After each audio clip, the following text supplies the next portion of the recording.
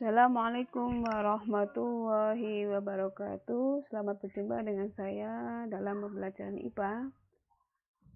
Kita akan membahas materi tentang sistem reproduksi manusia. Ini adalah bab pertama yang kita akan pelajari. Untuk KD kali ini kita akan menghubungkan sistem reproduksi pada manusia dan gangguan pada sistem reproduksi dengan penerapan pola hidup yang menunjang kesehatan reproduksi. Materinya adalah mengenai organ reproduksi laki-laki. Tujuan pembelajaran kali ini, kita akan mengetahui nama dan fungsi alat reproduksi laki-laki.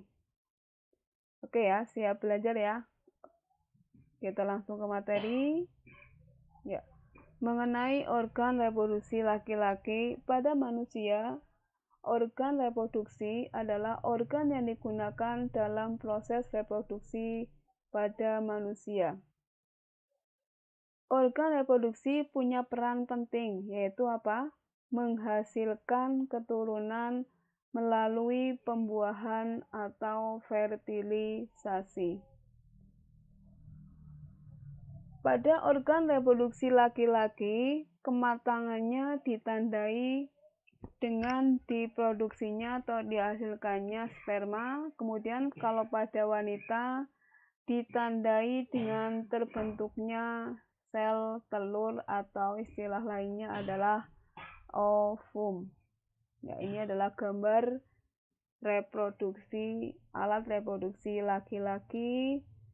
Ada bagian penis, kemudian bagian skrotum, bagian testis, bagian epididymis, bagian uretra, bagian corpus spongiosum, kemudian bagian vas deferens, lalu bagian kelenjar koper, saluran ejakulasi, vesikula seminalis, dan corpus cavernosa. Ya, nanti kita akan pelajari bagian-bagian ini masing-masing. Ya. Pada alat kelamin laki-laki yang tadi kita sudah ketahui nama-namanya tadi, itu dibagi dua menjadi bagian alat kelamin yang luar dan bagian alat kelamin dalam. Kalau alat kelamin yang luar berarti itu alat kelamin yang bisa diamati secara langsung atau bisa nampak oleh mata manusia. Bagian itu ada dua, yang pertama adalah penis. Tadi kita sudah melihat bagian penis ya. Ya, kalau belum silakan lihat lagi yang ini ya. Oke. Bagian penis itu punya fungsi sebagai saluran kencing atau urin dan juga sebagai saluran sperma. Kemudian yang kedua untuk yang bagian luar adalah skrotum. Tadi bagian skrotum, kalau kita mau lihat lagi, ini nih namanya skrotum ya. Skrotum itu bagian yang berada di dekat penis ya. Pada skrotum terdapat dua buah ataupun sepasang testis atau buah zakar yang terbentuk atau yang berbentuk bulat telur. Kemudian memiliki fungsi menjaga suhu testis agar sesuai untuk produksi sperma. Itu untuk bagian luarnya ada dua ya, tadi penis dan skrotum. Kemudian bagian dalam, ini alat kelamin yang terletak pada bagian dalam tubuh dan tidak dapat diamati secara langsung atau secara kasat mata, nggak bisa dilihat oleh mata manusia langsung ya. Alat kelamin bagian dalam ini ada beberapa bagian, yaitu testis, saluran sperma, uretra, dan kelenjar reproduksi. Berarti ada 4 ya. Testis. Ya, mungkin kita lihat lagi gambarnya dulu untuk testis biar kalian lebih paham. Yang ini yang testis ya. Testis itu adalah organ reproduksi yang berbentuk bulat telur berjumlah 1 pasang atau 2 buah dan terdapat dalam skrotum. Pada remaja laki-laki usia 13 tahun sampai dengan 14 tahun, testis mulai memproduksi sperma atau sel kelamin jantan dan juga hormon testosteron. Pada masa ini disebut dengan masa pubertas. Hormon testosteron memiliki banyak fungsi. Apa saja fungsinya?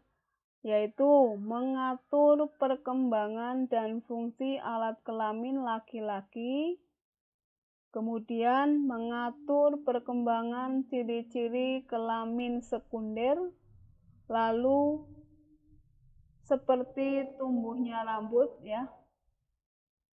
Pada daerah tertentu, meningkatnya aktivitas kelenjar minyak dan keringat dalam kulit, sehingga pada saat puber muncul yang namanya jerawat dan bau badan, suara yang lebih besar, otot yang lebih kuat, dan dada yang lebih bidang.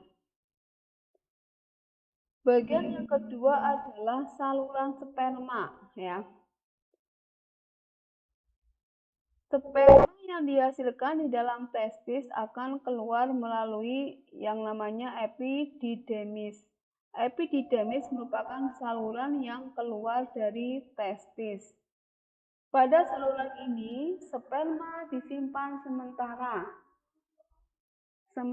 waktu sampai berkembang sempurna dan dapat bergerak menuju saluran berikutnya, yaitu vas deferens. Vas deferens adalah saluran yang menghubungkan epididymis dan uretra dan juga memiliki fungsi sebagai saluran sperma menuju uretra. Ya, kita lihat lagi gambarnya biar kalian tambah paham. Ya. Nih. Uretra yang ini ya.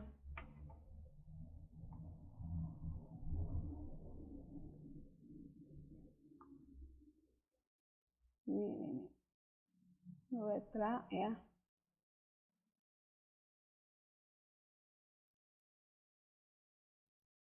Kemudian yang ketiga, uretra. Bagian uretra merupakan saluran akhir dari saluran reproduksi laki-laki yang terdapat di dalam penis.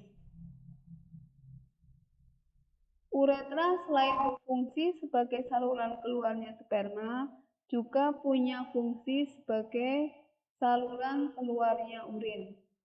Proses keluarnya sperma dikenal dengan istilah ejakulasi. Tadi uretra sudah paham ya? Bagiannya yaitu uretra.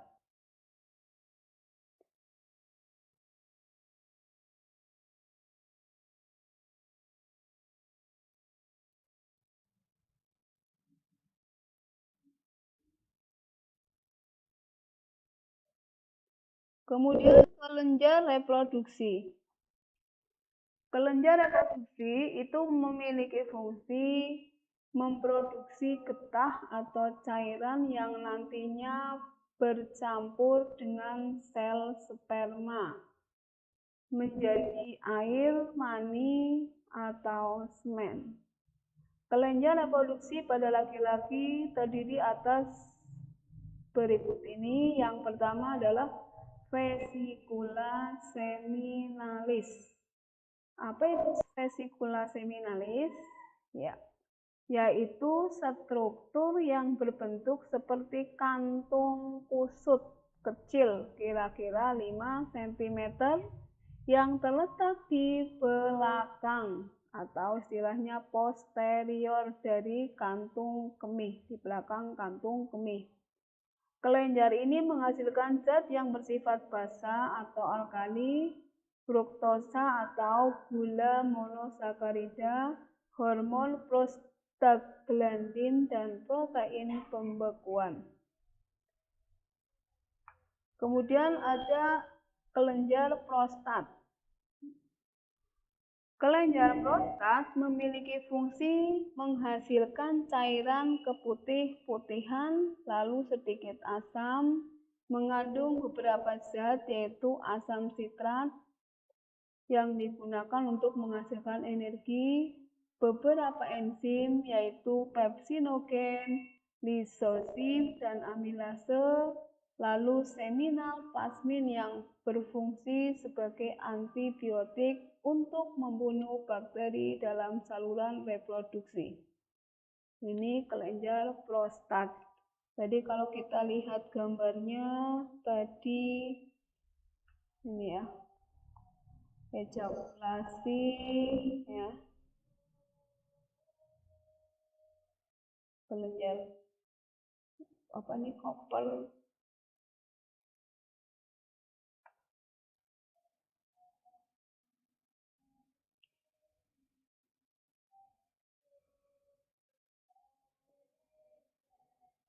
Kemudian kelenjar Koppel. Kelenjar Koppel menghasilkan lendir dan cairan bersifat basa yang berfungsi melindungi sperma dengan cara menetralkan urin yang memiliki pH asam yang tersisa dalam uretra, serta melapisi uretra sehingga mengurangi sperma yang rusak selama ejakulasi. Itu fungsi daripada kelenjar Koppel. Ya, jadi itu untuk bagian dalam dan bagian luarnya kita sudah bahas ya. Jadi yang bagian luar ada dua, yaitu bagian luarnya penis sama skrotum, bagian dalamnya selebihnya itu yang 7 itu berarti ya. Lanjut kita ke spermatogenesis. Apa itu yang namanya spermatogenesis? Ya, proses pembentukan sperma disebut dengan spermatogenesis. Pada pembentukan sel sperma terjadi di dalam tubulus seminiferus. Ya, coba kita lihat lagi gambar tubulus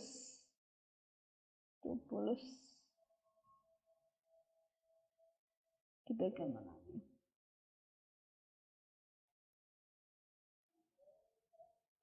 Tubulus.